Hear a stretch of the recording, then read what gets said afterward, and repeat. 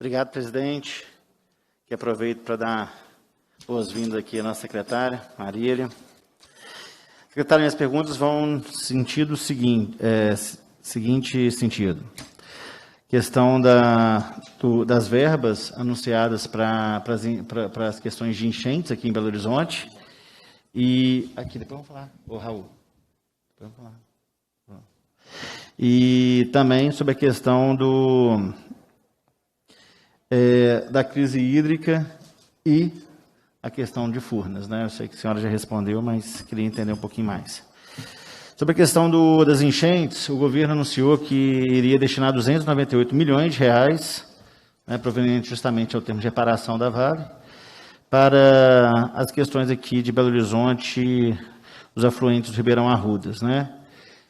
A gente entende que toda vez que se faz alguma obra no sentido de alargamento, a gente está fazendo com que a água escoe com mais velocidades, e isso acaba gerando as enchentes. E nesse caso aqui parece que são dois piscinões que vão ser feitos para poder reter a água logo no começo né, seria ali em Contagem, mais ou menos, né? A gente também estudou bastante os conceitos de cidade esponja e como que talvez os piscinões não são tão adequados, porque uma vez que a gente sabe que falta um pouco de consciência da própria população em jogar lixo na rua, se fecha bueiros, e os próprios bueiros que iriam levar essas águas para os piscinões acabam não levando, e as águas seguem seus caminhos normais através dos afluentes e por isso velocidade rápida na hora que encontra da enchente. Então, eu queria entender um pouquinho mais se foi feito algum estudo no sentido de ver quais seriam as melhores propostas, se vocês também já se adentraram nesse conceito de cidade esponja, que se faz vários tipos de receptores de água ao longo da cidade como um todo, né? Inclusive bocas de lobo cegas, né? Enfim. E com relação a Furnas, a gente tem uma grande luta para manter o nível mínimo das águas em Furnas, né? Aqui nessa casa já passou a emenda que garantia esse mínimo, já fizemos alguns requerimentos, pedindo até para o próprio governo acionasse a ANA e a OMS para poder manter esse mínimo. Hoje vemos até mesmo levando essa questão para o STF, sobre essa questão do tombamento, mas, de fato, o problema não está se resolvido e, pelo contrário, agora a gente vê um anúncio aí de uma grave crise hídrica. Então, eu gostaria de saber como que, se esse mínimo fosse respeitado, como poderia amenizar a questão da crise hídrica para o nosso Estado, a importância de se manter esse mínimo, enfim, que decorresse um pouquinho mais sobre isso. Obrigado. Muito obrigado, deputado Bartô. Passo a palavra para a secretária Marília. Muito obrigada, deputado Bartô, pelas suas considerações.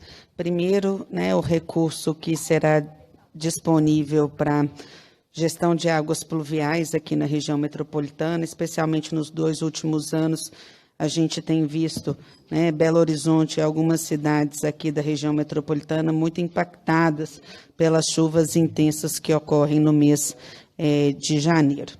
Bem, a solução proposta, né, que são 2 bacias de contenção, elas são infraestruturas de grande porte, que têm o objetivo de reter a água, né, naquela infraestrutura, para que a gente não tenha um pico de cheia deslocado diretamente aos nossos sistemas de coleta de água pluvial. Obviamente, deputado, essa é uma solução que deve ser conjugada com outras soluções, como você muito bem colocou. Então, soluções em um nível predial, por exemplo, né, como infraestrutura. São Paulo tem uma lei, né, que eles chamam Lei das Piscininhas, que quando você tem, a partir de um limite de impermeabilização do solo no lote, você tem que construir uma estrutura, uma reservação dentro do seu lote para minimizar também o impacto. Então, você divide isso ao longo de todas as propriedades na cidade, né, e agregado com ações de infraestrutura mais robustas e ampla, traz aí um resultado efetivo. Um outro ponto importante, né, que você diz das, né, cidades esponjas, nós temos técnicas compensatórias que são utilizadas no mundo inteiro, como, por exemplo, jardim covala de infiltração, que aumenta a capacidade de infiltração da água no solo, que pode ser feito em espaços públicos de utilização no período de estiagem e que no período de chuva fazem esse papel de drenagem e, especialmente, a garantia da infiltração da água do solo, porque o grande problema das enchentes urbanas, ela se dá a partir da impermeabilização do solo nas áreas urbanas. Também, deputado, até na linha, né, da política de mudanças climáticas, os telhados verdes têm sido utilizados também para esse fim, que ainda geram um outro benefício, que é a regulação do clima, né, nas cidades, que a gente tem as zonas de calor em função, né, das edificações existentes.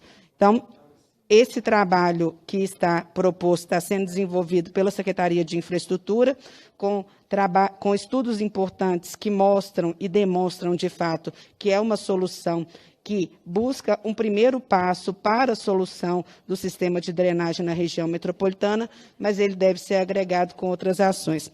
E aí, deputado, você, né, nos traz uma provocação muito importante, e eu sempre falo isso, Minas Gerais foi o único estado que propôs unidades regionais de resíduos sólidos. Os outros estados só propuseram de água e esgoto, mas nenhum estado se aprofundou e nós estamos já com isso no nosso planejamento na drenagem pluvial, que é o quarto componente do saneamento tão importante, né, nas nossas cidades, com os municípios, e a gente pretende fazer um trabalho nessa linha.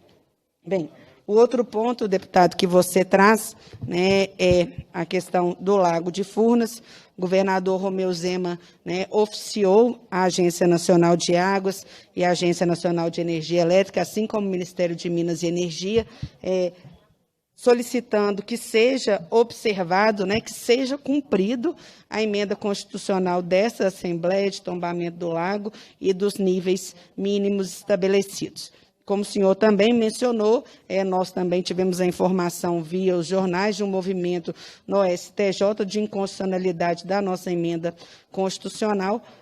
Nós fizemos uma reunião longa com a Advocacia Geral para tratar vários assuntos hoje de manhã, e um deles foi esse, né, para que agora a gente pense em medidas também no âmbito judicial do Estado de Minas Gerais para a garantia do cumprimento da nossa emenda constitucional. Isso já será trabalhado pela Advocacia Geral do Estado. E, por fim, deputado, a Fundação João Pinheiro, a pedido do governador Romeu Zema, está fazendo um estudo dos impactos econômicos do deplecionamento do reservatório, para que a gente possa apresentar a ANEEL, especialmente, a ONS e a Furnas, né, qual é a compensação necessária para o impacto que é gerado à economia, ao turismo, à agricultura, à piscicultura naquela região. Então, essas são as ações que nós estamos fazendo.